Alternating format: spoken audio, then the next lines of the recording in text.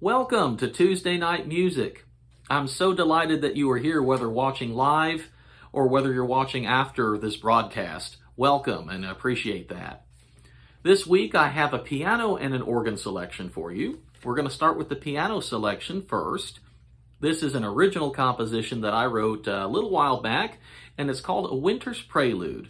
And it's a rather simple piece, to be perfectly honest, but what I'm often finding is that some of my simpler works are the ones that folks seem to really enjoy. So I think there can be beauty in simplicity, So this is written in what we would call short ternary form, which just basically means that there's kind of an A melody, a B melody, and then kind of a reprisal or a recapitulation of the A melody. So kind of an A, B, A type of idea. It's a very, very common form, and it works well for nice short pieces. And this is a piece that I wrote basically with the church musician in mind. A lot of times we will just need those pieces that we can kind of get in and get out of, and we need to maybe stretch the length or shorten the length depending on what it's called for in the service. And so this is kind of with that thought in mind.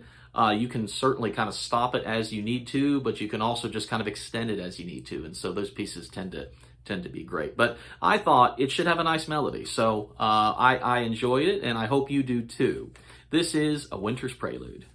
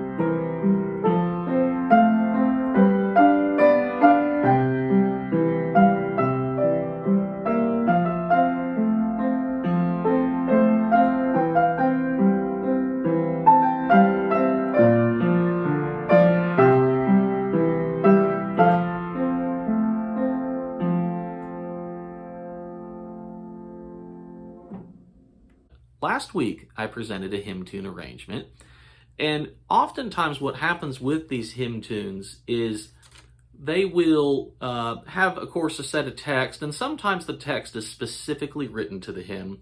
Sometimes it's not. Sometimes it was a poem, and that somebody just decided to set this particular poem to this particular set of music. So a lot of times, if you open your hymnal, if you're at a more traditional church, you will find somewhere, sometimes it's in the upper corner, sometimes it's in the lower right or left-hand corner, you'll see like a name, a name. In this case, this particular hymn is called New Britain, the tune name, but it's most commonly known as Amazing Grace.